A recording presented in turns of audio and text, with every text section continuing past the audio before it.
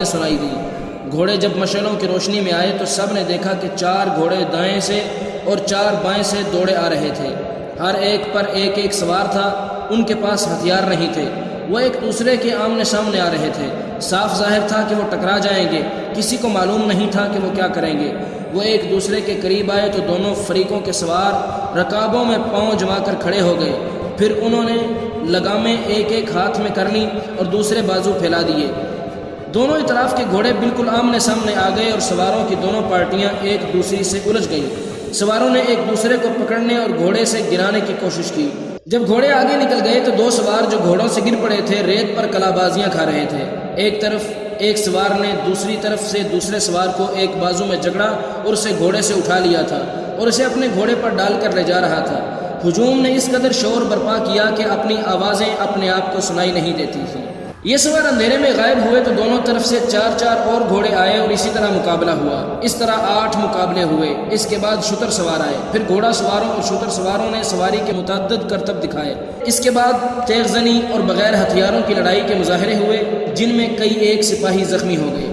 صلاح الدین ایوبی شجاعت اور بے خوفی کے ان مظاہروں اور مقابلوں میں جذب ہو کے رہ گیا تھا۔ اسے ایسی ہی بہادر فوج کی ضرورت تھی۔ اس نے علی بن سفیان کے کان میں کہا، اگر اس فوج میں اسلامی جذبہ بھی ہو تو میں صرف اسی فوج سے صلیبیوں کو گھٹنوں بٹھا سکتا ہوں۔ علی بن سفیان نے وہی مشورہ دیا جو پہلے بھی دے چکا تھا۔ اس نے کہا اگر ناجی سے کمان لے لی جائے تو یہ جذبہ بھی پیدا ہو جائے گا، مگر صلاح الدین ایوبی ناجی جیسے ذہین اور تجربہ کار سالار کو سبق دوش کرنے کی بجائے سدھار کر راہ حق پر لانا چاہتا تھا۔ وہ اس جشن میں اپنی آنکھوں سے یہی دیکھنے آیا تھا کہ یہ فوج کردار کے لحاظ سے کیسی ہے۔ اسے ناجی کی اس درخواست سے ہی مایوسی ہو گئی تھی کہ ان کے سپاہی اور کماندار شراب پینا چاہتے ہیں اور ناچ گانا بھی ہوگا۔ صلاح الدین ایوبی نے اس درخواست کو اس وجہ سے منظور کر لیا تھا کہ وہ دیکھنا چاہتا تھا کہ لشکر کس حد تک عیش و عشرت میں ڈوبا ہوا ہے۔ بہادری، شاہ سواری اور تیغ زنی وغیرہ کے مظاہروں اور مقابلوں میں تو یہ فوج عسکری اور جنگی معیار پر پوری اترتی تھی، مگر کھانے کا وقت آیا تو یہ فوج بدتمیزوں، بلا نوشوں اور ہنگامہ پرور لوگوں کا بے قابو ہجوم بن گئی۔ کھانے کا انتظام وسیع و عریض میدان میں کیا گیا تھا۔ ایک طرف فوج کے کم و بیش 2000 آدمیوں کے لیے کھانا چنا گیا تھا اور ان سے ذرا دور صلاح الدین ایوبی اور دیگر بڑے مہمانوں کے لیے کھانے کا انتظام تھا۔ سینکڑوں سالم دمبے اور بکرے، اونٹوں کی سالمرانے اور ہزاروں مرغ روسٹ کیے گئے تھے۔ دیگر لوازمات کا کوئی شمار نہ تھا اور سپاہیوں کے سامنے شراب کے چھوٹے چھوٹے مشکیزیں اور سراہیاں رکھ دی گئی تھیں۔ سپاہی کھانے اور شراب پر ٹوٹ پڑے، گھٹاگھٹ شراب چڑھانے لگے اور مار کا آرائی ہونے لگی۔ صلاح الدین ایوبی یہ منظر دیکھ رہا تھا اور خاموش تھا۔ اس کے چہرے پر کوئی ایسا تاثر نہیں تھا جو یہ ظاہر کرتا کہ وہ کیا سوچ رہا ہے۔ اس نے ناجی سے صرف اتنا پوچھا، 50,000 فوج میں سے آپ نے یہ سپاہی دعوت کے لیے کس طرح منتخب کیے تھے؟ کیا یہ آپ کے بدترین سپاہی ہیں؟ ناجی نے غلامانہ لہجے میں جواب دیا، نہیں امیر مصر، یہ 2000 عسکری میرے بہترین آدمی ہیں۔ آپ نے ان کے مظاہرے دیکھے ہیں، ان کی بہادری دیکھی ہے۔ میدان جنگ میں یہ جس جاں بازی کا مظاہرہ کریں گے وہ آپ کو حیران کر دے گی۔ آپ ان کی بدتمیزی کو نہ دیکھیں، یہ آپ کے اشارے پر جانیں قربان کر دیں گے۔ میں انہیں کبھی کبھی کھلی چھٹی دے دیا کرتا ہوں تاکہ مرنے سے پہلے دنیا رنگ و بو سے پورا لطف اٹھا لیں۔ صلاح الدین ایوبی نے اس استدلال کے جواب میں کچھ بھی نہ کہا۔ ناجی جب دوسرے مہمانوں کی طرف متوجہ ہوا تو صلاح الدین ایوبی نے علی بن سفیان سے کہا، میں جو دیکھنا چاہتا تھا وہ دیکھ لیا ہے۔ یہ سوڈانی عسکری شراب اور ہنگامہ آرائی کے عادی ہیں۔ تم کہتے ہو ان میں جذبہ نہیں، میں دیکھ رہا ہوں ان میں کردار بھی نہیں۔ اس فوج کو اگر تم میدان جنگ میں لے گئے تو یہ لڑنے کی بجائے اپنے جان بچانے کی فکر کرے گی اور مال غنیمت لوٹے گی اور مفتوح کی عورتوں کے ساتھ وحشیانہ سلوک کرے گی۔ علی بن سفیان نے کہا، اس کا علاج یہ ہے کہ آپ نے مختلف خطوں سے جو فوج تیار کی ہے انہیں ناجی کے اس 50,000 سورانی لشکر میں مدغم کر دیا جائے۔ برے سپاہی اچھے سپاہیوں کے ساتھ مل جل کر اپنی عادتیں بدل دیا کرتے ہیں۔ صلاح الدین ایوبی مسکرا دیا اور علی سے کہا، تم یقیناً میرے دل کا راز جانتے ہو۔ میرا منصوبہ یہی ہے جو میں نے ابھی تمہیں نہیں بتایا، کسی سے اس کا ذکر نہ کرنا۔ علی بن سفیان میں یہی وصف تھا کہ دوسروں کے دلوں کے راز جان لیتا تھا اور غیر معمولی طور پر ذہین تھا۔ وہ کچھ اور کہنے ہی لگا تھا کہ ان کے سامنے کئی اور مشعلیں روشن ہو گئیں۔ زمین پر بیش قیمت قالین بچھے ہوئے تھے۔ شہنائی اور سارنگ کا ایسا میٹھا اور پرسوز نغمہ ابھرا کہ مہمانوں پر سناٹا طاری ہو گیا۔ ایک طرف سے ناچنے والیوں کی قطار نمودار ہوئی۔ 20 لڑکیاں ایسے باریک اور نفیس لباس میں ملبوس چلی آ رہی تھیں جن میں ان کے جسموں کا انگ انگ نظر آ رہا تھا۔ ہر ایک کا لباس نہایت باریک چوغا سا تھا جو شانوں سے ٹخنوں تک لمبا تھا۔ ان کے بال کھلے ہوئے تھے اور اسی ریشم کا حصہ نظر آتے تھے جس کا انہوں نے لباس پہن رکھا تھا۔ صحرا کی ہلکی ہلکی ہوا سے اور لڑکیوں کی چال سے یہ ڈھیلا ڈھالا لباس ہلتا تو یوں لگتا جیسے پھولدار پودوں کی ڈالیاں فضا میں تیرتی آ رہی ہوں۔ ہر ایک کے لباس کا رنگ جدا تھا، ہر ایک کی شکل و صورت ایک دوسری سے مختلف تھی، لیکن حسن اور جسم کی لچک میں سب ایک جیسی تھیں۔ ان کے مرمری بازو عریاں تھے، وہ چلتی آ رہی تھیں لیکن قدم اٹھتے نظر نہیں آتے تھے، وہ ہوا کی لہروں کے مانند آ رہی تھیں۔ وہ نیم دائرے میں ہو کر رک گئیں، صلاح الدین ایوبی کی طرف منہ کر کے تعظیم کے لیے جھکیں، سب کے بال سرک کر شانوں پہ آ گئے۔ سازندوں نے ان کے ریشمی بالوں اور جسموں میں جادو میں تلسم پیدا کر دیا۔ وہ سیاہ فام دیو ہیکل حبشی جن کی کمر کے گرد چیتوں کی کھالیں تھیں، ایک بڑا سا ٹوکرا اٹھائے تیز تیز قدم چلتے نظر آئے اور لڑکیوں کے نیم دائرے کے سامنے رکھ دیا۔ ساز سپیروں کی بین کی دھن بجانے لگے، حبشی مست سانڈوں کی طرح پھنکارتے غائب ہو گئے۔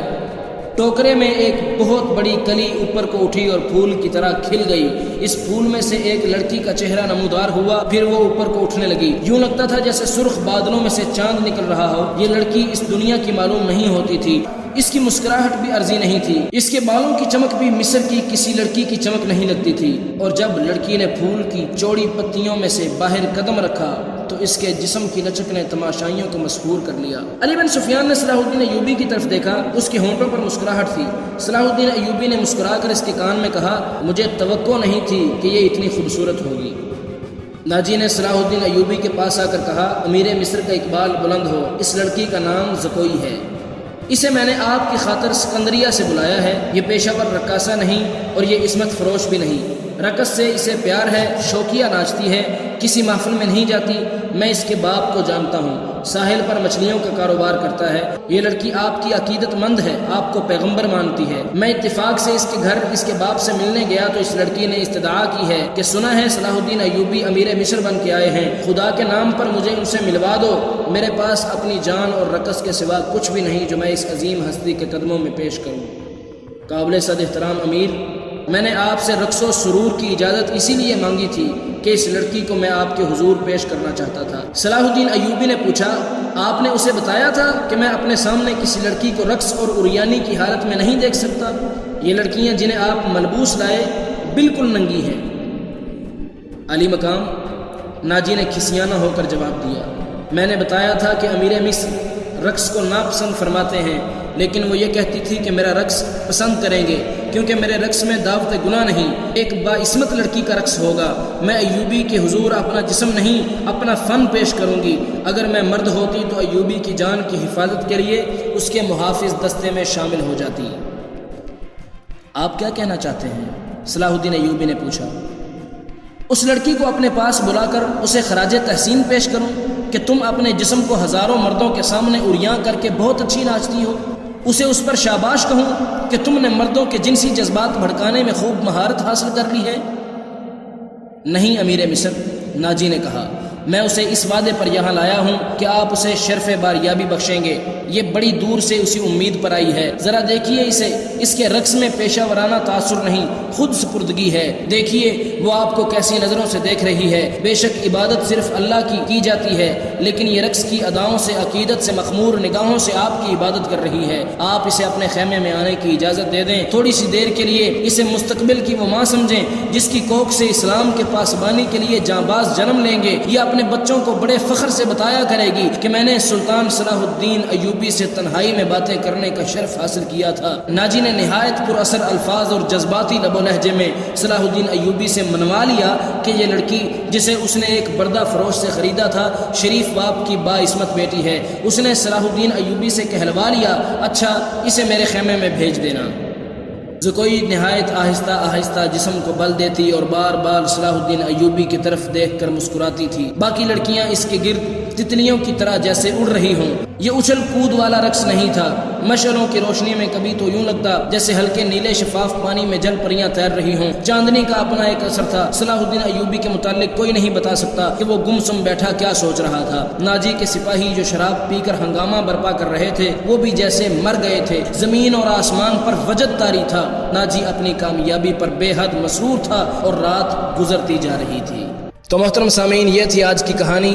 انشاءاللہ اسی سلسلے کو جاری رکھتے ہوئے اگلی ویڈیو میں ملتے ہیں، تب تک اجازت دیجیے، اللہ حافظ۔ اگر یہ داستان آپ کو پسند آ رہی ہے تو ادب کی دنیا کو